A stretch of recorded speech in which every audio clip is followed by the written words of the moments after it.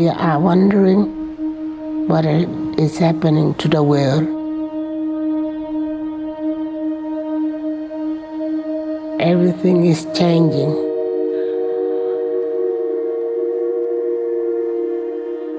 The very idea of human being some sort of natural concept is really going to change.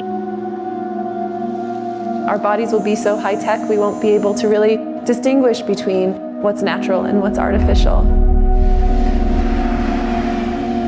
Inside our own heads is the most complex arrangement of matter in the known universe. You might ask yourself, can we get to be superhumans?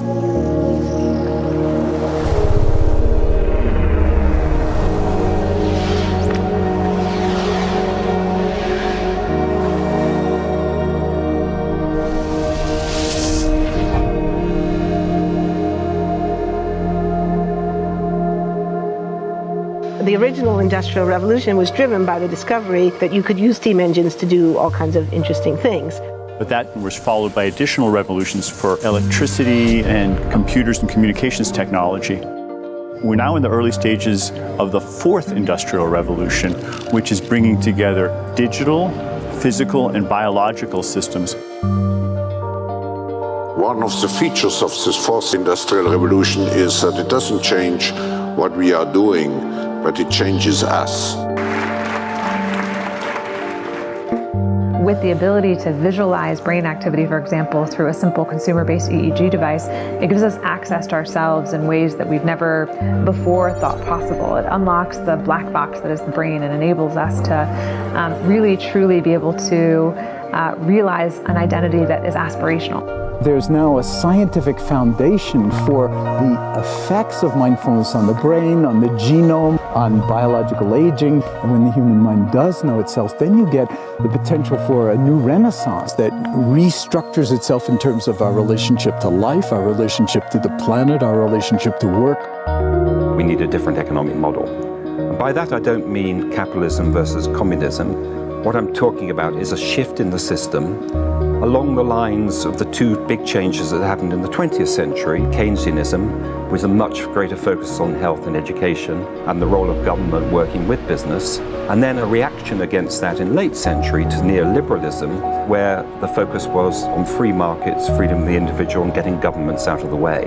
We need a shift to a new system that will allow us to meet the basic needs of every human on the planet, that will live within planetary means, that will be fairer, and that will be focused as its key goal, not on growth per se, but on maximizing human well-being. And history tells us that a values shift is triggered by creation of a new story about how we want to live. I see the circular economy as something which fits very closely with mankind's goal to be innovative and creative and to always progress. We can use asset tracking, we can use IT, we can use 3D printing to enable this different economic model to recover materials, feed them back into the economy, and really to decouple growth from the resource constraints we have. The reason we live in cities is not different today than it was 10,000 years ago. Even if we have got networks connecting us, we still want to have places where we meet in person. So this means the place where we work and the place where we live are much closer to each other, a city where we don't need to have big supply chains in order to produce things, where many things can be sourced locally thanks to 3D printing and robotics. So if we're able to do something to transform cities, to make them more efficient, then the impact can be huge.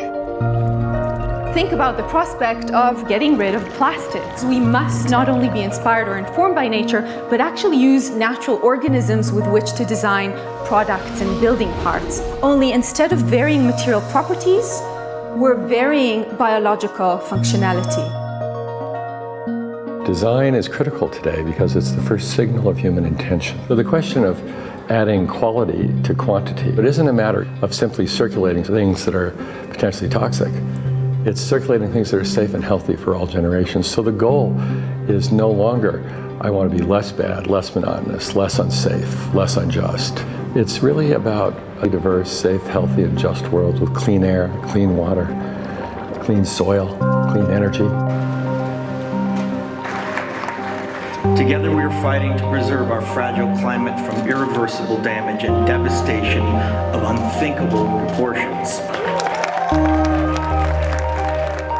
If we think about the original Industrial Revolution, it was an energy revolution. I like to think of it as a kind of bookending of a period in human history during which we used fossil fuels, and it worked very well for us for a long time. But now we have to bring that to an end. We have energy technologies that can power our civilization: solar, wind, biomass. So then the question is, well, how do we get grid integration? Maybe the wind is blowing in Denmark, the sun is shining in Germany, and now you can move that electricity through an integrated grid. You can supply energy to everyone who needs it, and you can supply energy at all times.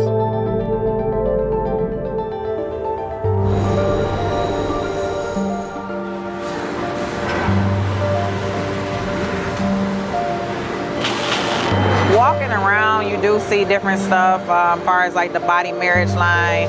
They use a lot of things that help them lift up and move things to the car. You just sit there and, program something, and it has its own set mind to go ahead and do everything. And then as humans, we just come in and take the extra steps to help the technology.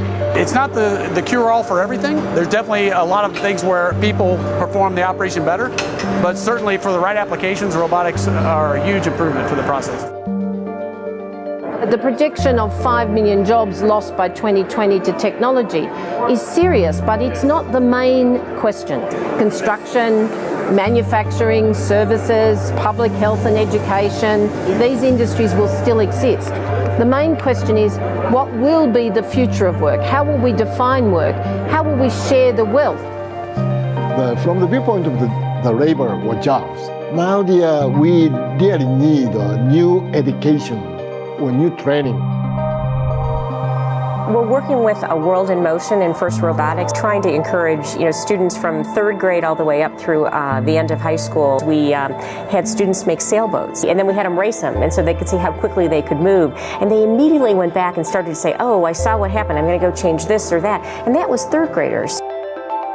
I just given a prize to a kid of 18 years old that has discovered something really very, very unique. Came up with how to get better productivity and better yields for seeds of corn. And so he basically came with the idea that if you would perforate these seeds, you would get more food. And you think about it and say, but he didn't go to university. So how does he get all that knowledge? And he told me, I've been watching YouTube since the age of 12, and I'm so interested that I've seen everything about it. I've read everything about it. The world is really open to learning. The thing is, how do you give the incentive to your kids to do that?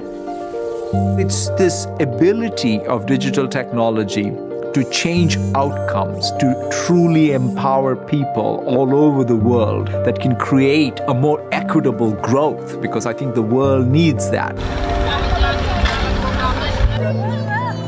Fourth industrial revolution has the potential to make inequalities visible and to make them less acceptable in the future, and hopefully to gather and garner political support to take the necessary decision to reduce the gap. Humans have always been using tools, but because of the recent advances in technology, we're beginning to have machines that can augment us in all sorts of interesting ways. I was the first person in the world to be able to voluntarily move my legs whilst stepping in a robot by exciting the nervous system using electrical stimulators directly onto the spine. We believe that a cure will be possible if enough of the right people have the will to fast-track a cure for paralysis.